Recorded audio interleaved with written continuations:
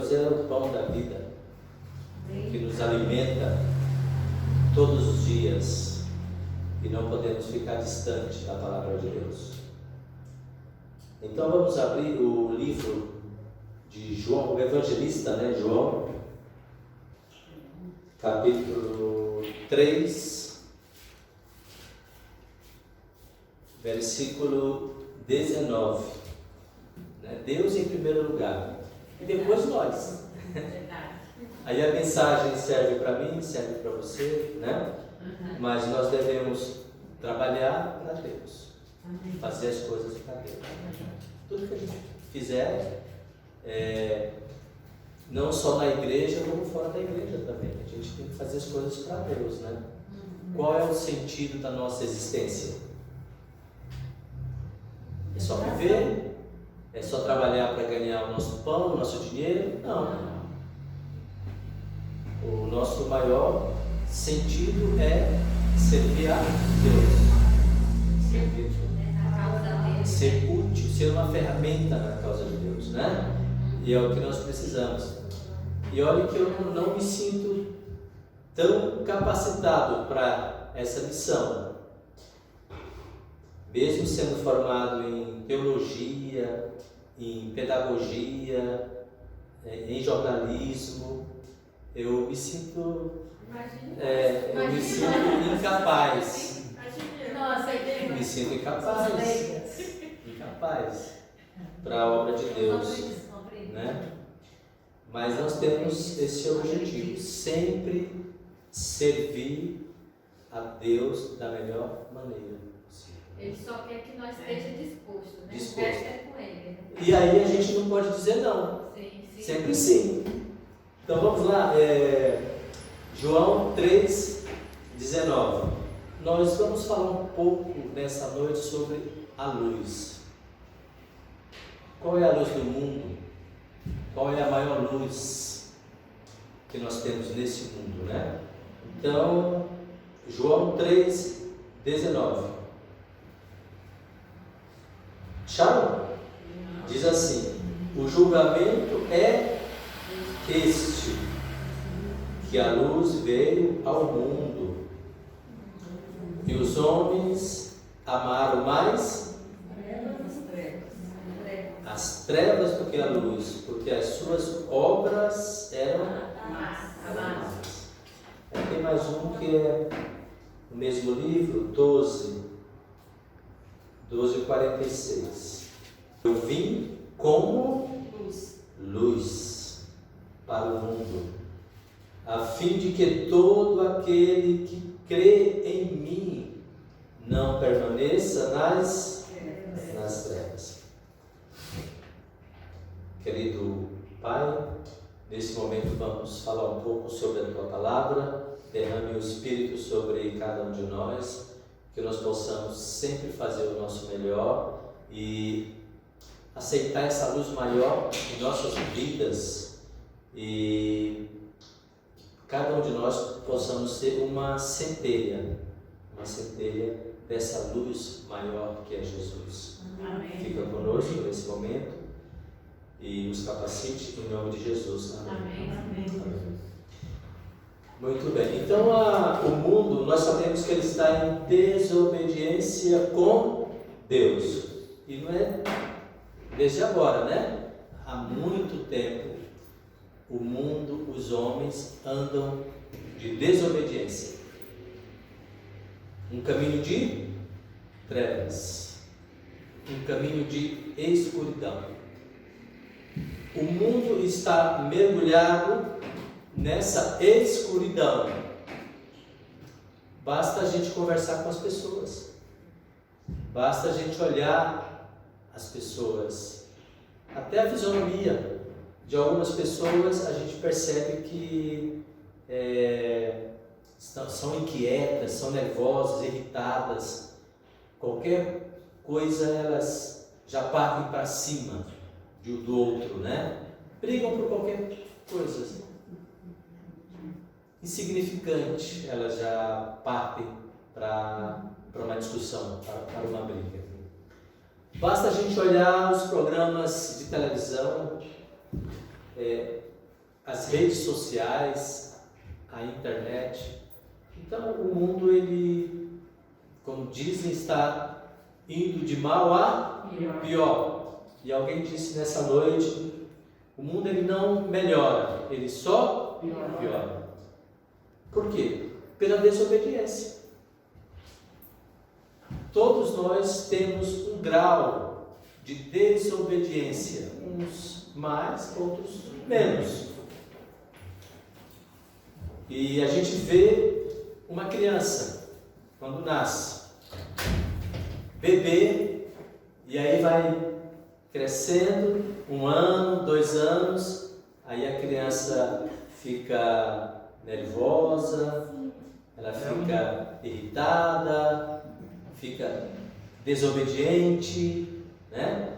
Então, nós já nascemos com essa tendência, a tendência do mal, a tendência da desobediência, a tendência do pecado. Porque o pecado é que transformou o mundo. E Satanás, ele tomou conta da mente das pessoas. A mente das pessoas está tóxica, corrupta, né? Muito mal. Corrupta, má. Então, maquiavélica. Então a mente do homem, ela está sendo, ou foi tomada pelo pecado. E quem é o autor, né, de todo mal, nós sabemos que é maligno, é Satanás. Mas não é só a mente, Satanás também tomou conta do corpo das pessoas. A expressão corporal das pessoas, a gente percebe que houve uma mudança, né? Houve uma mudança e há uma preferência muito grande pela estética corporal. As pessoas estão mais preocupadas com a beleza do que com a sua saúde, ao ponto que muitas estão morrendo aí, passando por problemas de internação pela estética, porque elas pensam em mudar alguma coisa do seu corpo, né? E alguns não são nem médicos. A vontade é tão grande de fazer algo no corpo que procura a primeira porta que tem uma plaquinha ali dizendo que faz um tratamento estético, a pessoa entra lá dentro, né? E termina se complicando. Então, não só a mente, não só o corpo, como também o nosso espírito. Satanás, ele tomou conta do espírito das pessoas, da vida espiritual das pessoas, né? A gente percebe que as pessoas não têm mais aquele tempo para meditar, para orar, para ler, e não tem nem mais aquele interesse também, mesmo dentro da igreja. Lá fora a gente já sabe que é uma coisa comum, né? O distanciamento das coisas de Deus, lá fora é uma coisa comum, mas dentro da igreja, essas práticas, elas vêm se aumentando com o decorrer do tempo. Eu não sei quantos são cristãos ou adventistas há mais tempo. Então, se você olha para 30 anos atrás, 20 anos, 10 anos atrás, e olhando para hoje, você vê uma diferença muito grande. As práticas, né, que nós fazemos dentro da igreja, né? Então, assim, qual é a grande guerra? Qual é a grande batalha? É justamente essa. O inimigo, ele quer tomar posse daquilo que foi criado por Deus. Ele quer tomar conta. Porque esse mundo pertence a quem? Ao inimigo. E nós buscamos o caminho da luz. Amém por isso. Nós buscamos o caminho da luz. Eu gostaria de de ler. Olha só o que está em 1 João, vocês conseguem abrir aí a Bíblia? 1 João 5,19.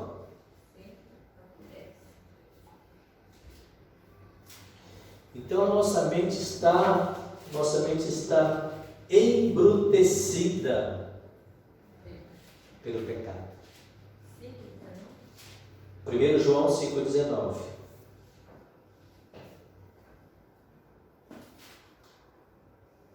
A nossa mente está entorpecida.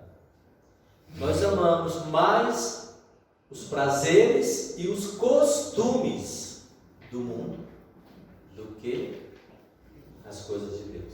É tão rápido, né? Se adaptar aos costumes. Muito rápido, né? Se adaptar aos costumes do mundo, né? Encontraram aí 1 João 5,19? Sim. O que diz aí? Sabemos que somos de Deus e que o mundo inteiro jaz no maligno. Nós que estamos aqui somos de Deus. Mas só que Deus estende esse convite a todos. Não só a mim, não só a você. E é por isso que Ele precisa de instrumentos, que seja eu, que seja você, para levar essa mensagem ao mundo. Primeiramente dentro de casa, no meu lar, na minha família, depois no meu círculo de amizade. E às vezes parece que nós somos vencidos, né? Pelas amizades. E quando nós servimos a Deus, isso é bíblico também, sempre seremos tentados, mesmo dentro da família. O pai, a mãe, às vezes nos expulsa de casa, porque nós escolhemos o caminho de Deus. Nós somos de Deus e o mundo pertence a Deus. Mas isso não é só nesse tempo. Quando a gente olha lá no livro de Isaías, profeta Isaías, nós vamos identificar que a nação de Israel e o povo de Judá também estavam em pecado.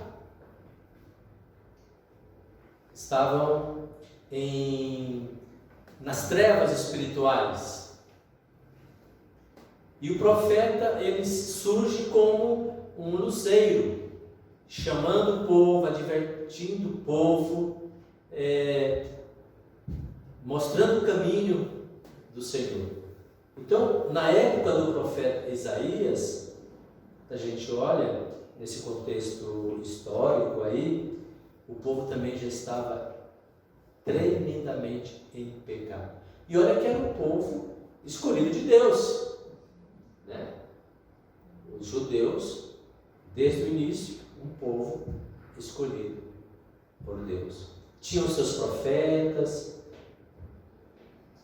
mas eles também rejeitaram os seus profetas. Sempre assim. O mundo, ele não aceita quem está na luz, porque é a treva. As trevas não se misturam com a luz.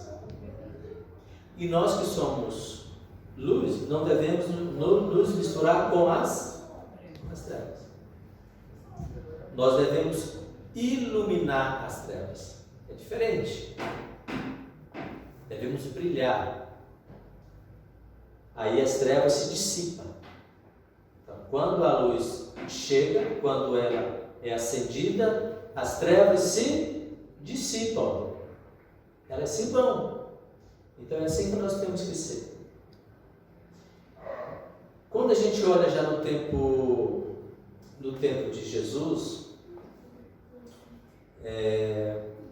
e aí a gente pode ler no livro de João mesmo, né? Evangelho de João, capítulo 9, versículo 1 ao versículo 5.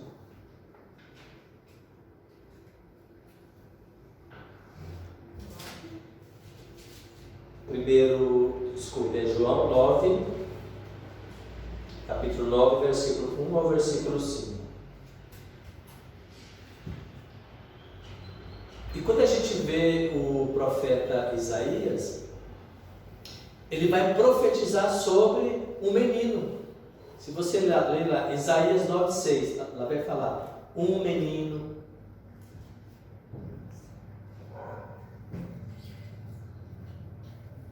Que menino seria esse? Jesus. Já foi profetizado, né? Lá. E quando nós olhamos aí no capítulo 9, versículo de 1 ao 5, a gente vai encontrar um exemplo bem claro, né, de alguém que vivia nas trevas. Quando a gente olha o final, né, o último livro da Bíblia é Malaquias, certo? Malaquias. Do último livro da Bíblia até o profeta João Batista, a gente tem aproximadamente 4 séculos, 400 anos. Então foi um tempo que ficou no vazio, sem profeta, sem admoestação, 400 anos. Do profeta Malaquias até o evangelista João Batista. 400 anos. Então foram 400 anos também de muitas trevas. Muitas trevas. Mas aí, cumprindo o que o profeta Isaías disse, Jesus nasce. Jesus nasce. E ele cresce e começa a pregar o evangelho, né? Realizar os seus milagres. E ele andando, né, em Jerusalém, na cidade tinha aqueles candeeiros acesos para iluminar, né, as ruas. Jesus era muito sábio, ele sempre buscava um fato, uma imagem, algum acontecimento naquele momento, naquele lugar, e dali ele já fazia uma aplicação. É por isso que nós falamos que Jesus é o mestre dos mestres. E ele, olhando aqueles candeeiros, ele fala que eu sou o quê? A luz do mundo. Eu sou a luz do mundo. E eu fiz uma pesquisa rápida assim no livro de João. Sabe quantas vezes aparece a palavra luz nesse livro? 23. E 21 delas é referente a Jesus. Então a palavra luz no livro de João aparece 23 vezes e 21 delas refere-se a Jesus. Então quando Jesus ele fala assim, olha, eu sou a luz do mundo, ele vê um candeeiro aceso. Mas quando a gente olha lá para o povo de Israel, nós vamos ver o quê? Que quando o povo estava atravessando o deserto para Canaã, tinha o quê? A coluna de fogo, que mostrava o caminho, que iluminava o caminho, que tirava as trevas, né, do caminho daquele povo atravessando o deserto rumo a Canaã. Então, Deus sempre se preocupou ao iluminar o caminho dos seus filhos. E quando a gente olha também no santuário, lá tinha os candelabros, não é isso? Com 7 lâmpadas. Castiçais. De 7 lâmpadas. Então, esse povo já estava acostumado com esse contexto, né? E estavam ali em volta de Jesus, já estava acostumado com esse elemento, esse símbolo, né? Com esse símbolo da luz, né? Da luz. E ele fala, eu sou. E no livro de João é interessante a gente observar isso. No livro de João, ele fala assim, ó, eu sou a videira O eu sou. Inclusive, quando a gente fala sobre a identidade de Deus,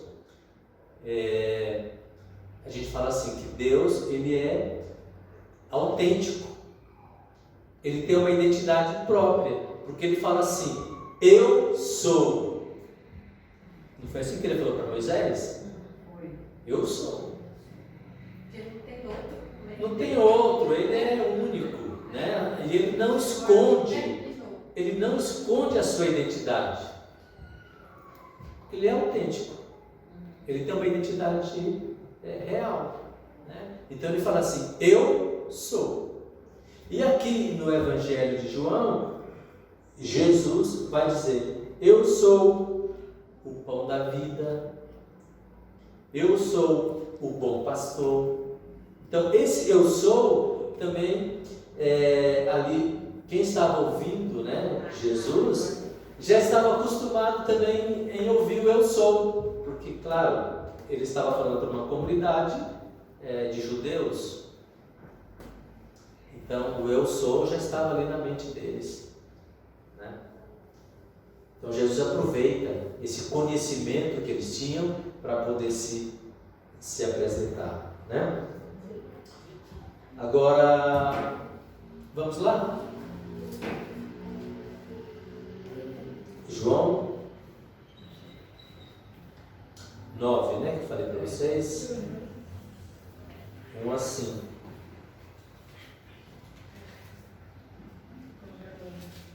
A palavra de Deus, ela nos revela. O que nós precisamos é buscar essa revelação na palavra de Deus. A gente precisa desenvolver uma experiência com a palavra de Deus. Buscar o que esse versículo, o que essa história quer me revelar. Preciso desenvolver essa busca aqui, essa intimidade com Deus. Então é isso que eu sempre busco na minha vida, né? Procurar entender, compreender o que aquela passagem quer dizer para mim. Porque a Bíblia, ela se revela por si só. Eu não preciso ficar lendo muitas coisas, às vezes, sem eu primeiro sentir essa experiência com a palavra. Então, o que nós fazemos? Nós substituímos, nós trocamos a minha experiência da palavra pelo que eu li, pelo que alguém falou, pelo que alguém disse. Não, eu preciso desenvolver essa experiência na palavra. Vamos ler então? 1 a 5. A cura de um cego de nascença. Quem nasceu cego aqui? Ninguém? Todos nós nascemos cegos, espiritualmente falando. Espiritualmente falando. Nós nascemos cegos. Então, assim, aqui a gente já tem uma primeira aplicação para nós. A cura de um cego de nascença. Nós somos cegos, nascemos cegos espiritualmente, né? Então, a nossa visão, ela vai se ampliando gradativamente, progressivamente. Nós somos cegos espirituais. E quem nos revela? Deus. Quem revela os mistérios da palavra de Deus? Deus. Temos que pedir a Ele. Né? Temos que pedir, buscar e meditar sobre aquela palavra. Senhor, porque a revelação está aqui, não está fora daqui. Então diz assim, ó, caminhando Jesus viu um homem cego de nascença. E os seus discípulos perguntaram: Mestre, quem pecou, este ou os seus pais, para que nascesse cego? Aqui nós já encontramos o quê? Um conhecimento popular que existia errado. Porque para eles e para os discípulos, olha, até os discípulos também eram cegos espirituais, porque eles estavam presos numa tradição, porque segundo nós sabemos que havia alguns grupos, né, dentro do judaísmo na época de Jesus. Vocês conhecem os fariseus, os saduceus, os essênios, tinha os zelotes. Então eram grupos que sem falar que tinha a casta sacerdotal e os escribas. Os escribas eram os doutores da lei, os que mais conheciam da lei, do Torá, das profecias, eram os escribas. Então esses homens eram doutores da lei, e os sacerdotes cuidavam do templo. Então havia essa crença, olha só, havia essa crença naquela época, que se alguém nascesse cego, a culpa era de quem? Dos pais. Olha que ignorância. E Jesus, ele se coloca numa posição diferente. Olha como Jesus estava à frente, anos-luz desse povo. E aqui ele já responde: não, nem um deles, não foi o pai. Olha só a compreensão de Jesus, né? Aqui. E os discípulos, coitados, estavam ali presos àquela tradição, né? Aqueles ensinamentos que a própria liderança judaica passava, porque era eles que ensinavam o povo. Olha, não, você nasceu cego porque o seu pai e sua mãe pecaram, eles pecaram. Então você está carregando uma consequência do pecado dos seus pais. E Jesus vai contra isso, né? Ó, versículo 3 diz: nem ele pecou, nem seus pais, mas foi para que se manifestem nele as obras de Deus. Então, aqui Jesus já está dizendo: não, ele é cego porque é através dele que eu vou manifestar o quê? As obras, o poder de Deus. É através dele que o mundo vai ver que eu sou o Filho de Deus. É através dele, ou através de outros, né?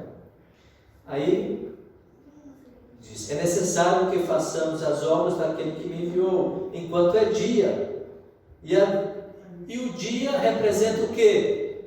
A luz. Muito bem. O dia representa a luz. Então Jesus, ele está dizendo: olha, nós vamos ter que pregar, operar milagres enquanto há tempo, enquanto é dia, porque depois vai vir o quê? As trevas. No meu entender, essas trevas aqui que Jesus está dizendo já é posterior à sua ressurreição, porque ele não estaria mais conosco. Jesus não estaria mais. Então, olha, aproveita enquanto é dia, enquanto é luz. A luz está aqui. Eu sou a luz do mundo, porque vai haver um momento em que as trevas virão. Por quê? Eu não estarei mais entre vocês. Consegue compreender?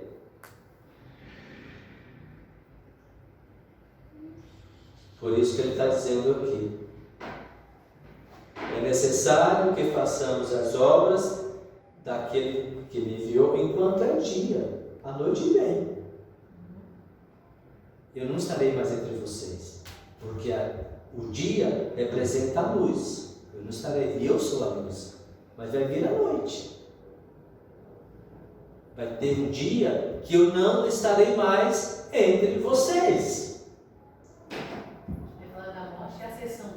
Aí é noite, porque eu não estarei mais entre vocês. Aí sim. Então aproveite, vamos trabalhar enquanto isso. É o que Jesus está dizendo aqui, né? Aqui, ó, o versículo 5 já confirma essa ideia. Enquanto estou no mundo, sou a luz do mundo. Dito isto, cuspiu na terra. Por que será que ele cuspiu na terra e fez o lodo? Já estamos finalizando por causa do horário. O lodo representa o quê? A terra. E Deus nos fez de quê? Da terra.